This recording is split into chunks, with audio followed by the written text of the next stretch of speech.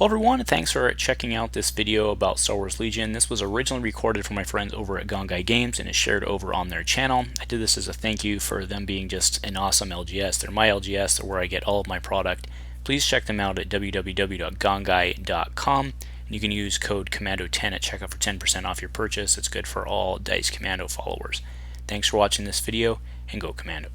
The Republic has been failing us, and the time is now. Today, in the 5th and final installment of the Getting Started with Star Wars Legion series, we're rolling out the droids and fighting for our independence.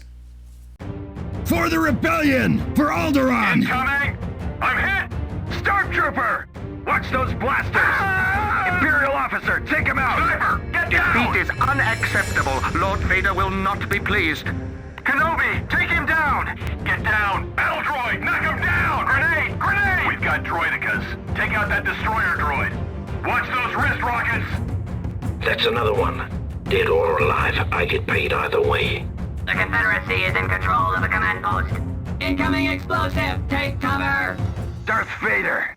Watch that lightsaber!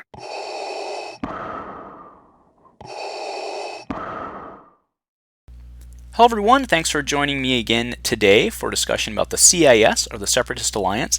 So, quite an interesting faction because you can really go two major ways with it. This faction is comprised of a whole bunch of cheap, disposable droid units and some really big heroes. So on the one hand, you can just kind of flood the field with these individually weak but collectively large or collectively strong units like your B1 droids. And then you can have Darth Maul or Cad Bane or General Grievous flying around the table just destroying people. So you can end up with this, massive army of droids with the 3 key points and just kind of moving that droid line across the table and shooting people as you go. And again, because you can customize your list the way you want it, it can be rather versatile, and with cheap units, they can fill in slots pretty well. So you can really do a lot in your list building with this team.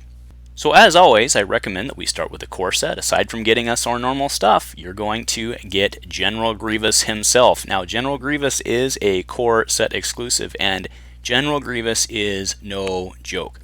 So if you look at his card, he has the Arsenal 2 keyword, which means that he can attack with 2 weapons. If you look at the very bottom there, you're looking that he's swinging in melee with both of his lightsabers. He also does come with his Annihilator gun, which you can do as an add-on, so he doesn't have to just get in melee, he can still shoot across the table. But the coolest thing he does is he has the Relentless keyword, which means that after he moves into base contact with somebody, he can chop them, right? So instead of taking your normal 2 actions, which would be like move, attack for someone else, Grievous can move, and then if he's in contact, he gets that free melee. He's very, very strong when used intelligently on the battlefield. We also get a squad of droidecas, or the roller droids. These guys also pack a serious punch. There are 2 of them, and they have a cool thing where they have shields. They can actually take hits on their shields instead of taking the hits to the units themselves. And of course, we follow up the rest of the army with 2 squads of basic B1 battle droids. These guys are cheap, disposable, they shoot white so they don't hit well, and they roll white so they don't defend well. But man, there are a lot of them in that squad, and you can fill up the table pretty quick. So after the core set, you definitely want to pick up at least 1 operative. And right now, we have Cad Bane and Darth Maul, and heck, you know what? You might want to consider getting both. So Cad Bane is super fun to use. He has that keyword there, steady, which means that after he moves, he can take a free ranged attack. So it's kind of the opposite of General Grievous, if you will.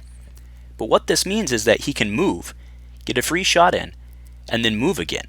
So you could have him behind like a box or behind covered where nobody could see him. He can pop out, shoot, and pop back in cover so he can't be shot back at. He's very fun to use. He has a lot of creative things on the table. And then of course we have one of my favorite guys of all time, Darth Maul. This guy is no joke. He's rolling a whole bunch of dice, and he also has a cool thing where if he takes damage, he actually gets pissed off over the course of the battle and becomes more effective and can start getting more actions. He also comes with his probe droids in his box, which actually adds a very cheap, in fact, probably the cheapest special operations unit you have across the game. So each one of these guys is a very cool addition to your army, and you know what? For a larger army, you might even want to run both. The third CIS purchase I recommend are definitely the B2 battle droids. Major improvement upon the B1 little counterpart. These guys have a much smaller squad, but man, do they pack a punch. I remember I was running one game with my wife where my bark speeder came ripping around a corner. Her B2 battle droids eliminated that bark speeder in one action. Just one shot, just gone poof off the table at the end of round 1. I was a very, very sad person. And while these guys only still roll the white defense dice, you will notice they have the armor 1 keyword, which allows them to just automatically cancel a hit result. So before we move on, I want to do a quick note on kind of the swarm tactics of the CIS. So you notice the B1 battle droids, you get a lot of minis for them, and you know what, they're a pretty good unit because you can trick them out with some of the upgrades. However, I do want to note that at an MSRP of $25, they only bring about 36 to 62 points to your table, which means that it is going to cost you a little more on the CIS to build out these battle droid units. Not to mention the fact that they are a little challenging to assemble, and there's a lot of them in that box, so it'll take you a fair amount of time. On the flip side, the AAT battle tank you may look at and say $60 for one unit, that's crazy. However, it brings 170 plus points to the table. So actually, if you compare it versus getting a bunch of squads of the B1s or the B2s, it's actually cost effective versus getting those multiple droid units. And that's why my recommended number 4 purchase is the AAT Trade Federation Battle Tank. This guy is of course a beast. He's doing everything you would expect a tank to do. He can shoot multiple weapons, he can just kind of hover around the board. Now I do want to note out this guy's on an exceedingly large base, and if you are a skirmish player, maybe you don't want to get this because quite frankly, most of the skirmish tables I've seen, it gets kind of hard to actually move this guy, and he just kind of ends up sitting in the same spot and shooting at people. Now don't underestimate the strength at which he shoots. However, you know, if you want to try and move around, maybe this is not the best thing to start off with on Skirmish, but you can look at it as a purchase down the line. So let's go ahead and look at a skirmish list for these guys. We have General Grievous, of course, running strict orders, and of course with his pistol, so he can do something if he's not in base contact. We're running Cad Bane because that pop and shoot peekaboo mechanic is super awesome. He's running a situational awareness. We have 2 squads of B1s, one of which is running a heavy weapon, that one there with the 3 black dice, which is a very, very good heavy weapon. We're also running 1 squad of B2s, tricked out as well with its good heavy weapon, as well as an extra man for each one of the basic core squads. This list comparatively is quite cheap. We have 99 for the core set, 15 for Cad Bane, and then 35 for the extra squad of B2s, coming to a total of 149, or 134 with the Commando 10 discount. Now because running all the big heroes of the Separatists can be very, very fun, I wanted to go ahead and look at an 800 point standard list using both Maul and Cad Bane as well as those probe droids. So we're still running Grievous the same as before, except this time we're running him with aggressive tactics because we have a little more points to play with. Running Cad Bane just as before. And now we're adding Maul, tricked out with offensive stance and force push so he can do a bunch of damage to people. He's packing his probe droids there.